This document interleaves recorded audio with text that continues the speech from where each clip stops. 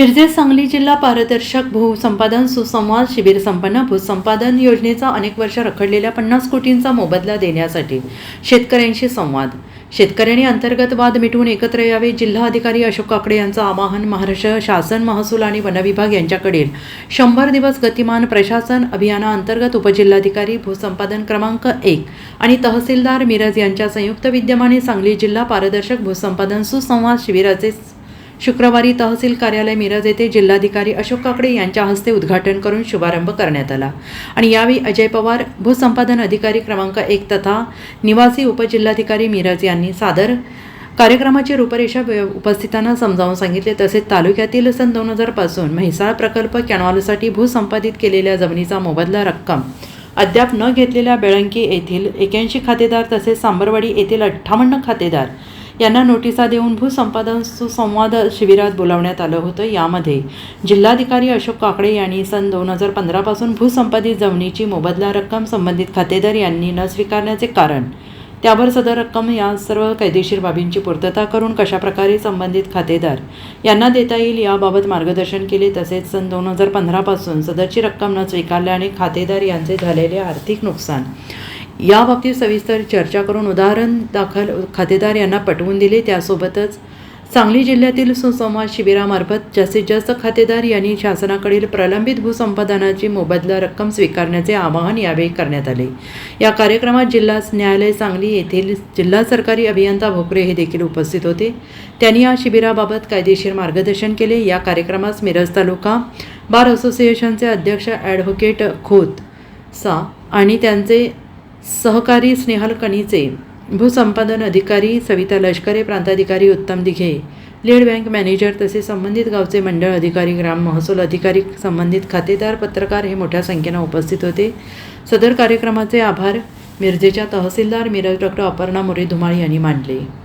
सांगली जिल्ह्यामध्ये अनेक वर्षांपासून विविध प्रकल्पांसाठी भूमी संपादन झालेलं आहे आणि या भूमी संपादनाच्या निमित्ताने जवळजवळ 70-80% शेतकऱ्यांनी आपल्या जमिनीचा संपादनाचा मोबदला यापूर्वीच नेलेला आहे. काही अंतर्गत वादामुळे, शेतकऱ्यांच्या कुटुंबातील अंतर्गत वादामुळे किंवा एकमत न झाल्यामुळे सामायिक खातेदारांवरचे जो निधी आहे तो साधारणतः आमच्या जिल्ह्यामध्ये 50 कोटीपर्यंत शिल्लक आहे. आणि हा निधी शेतकऱ्यांच्या हक्काचा असल्यामुळे तो त्यांना घेऊन जाता यावा यासाठी जे काही कागदोपत्री पूर्तता करणे आवश्यक आहे ती सर्व करण्यासाठी, त्याचबरोबर त्यांच्यामध्ये सुसंवाद साधण्यासाठी एक नवीन प्रयोगाला आम्ही सांगली जिल्ह्यात सुरुवात केलेली आहे आणि त्याचंही नाव आम्ही सांगली जिल्हा पारदर्शक भूमी संपादन सुसंवाद अभियान या अभियानाची सुरुवात आज आम्ही मिरज तालुक्यातून केलेली आहे. माझी अशी इच्छा आहे की सर्व शेतकऱ्यांनी जो भूमी संपादनाचा मोबदला जिल्हाधिकारी कार्यालयामध्ये आजही त्यांचा प्रलंबित आहे, जो अद्यापर्यंत नेलेला नाही, तो घेऊन जाण्यासाठी जो काही सुसंवाद आवश्यक आहे तो त्यांच्यामध्ये वाढावा. त्यासाठी आमचे सगळे भूमी संपादन अधिकारी, उपविभागीय अधिकारी, प्रांत अधिकारी, तहसीलदार, सगळ्या महसूलचा स्टाफ आणि त्याचबरोबर आमचे जिल्हा सरकारी वकील आणि त्यांचे सर्व सहकारी आणि विशेष म्हणजे बार असोसिएशनचे ॲडव्होकेट्स हे सर्वजण शेतकऱ्यांचा हा मोबदला शेतकऱ्यांना सर्व कायदेशीर प्रक्रियेची पूर्तता करून तातडीने त्यांना देण्यासाठी एकत्र झालेले आहेत. त्याचबरोबर आपले लीड बँकचे मॅनेजर सुद्धा इथं आलेले आहेत. या सर्वांनी स्वेच्छेने या अभियानामध्ये सहभाग घेतलेला आहे.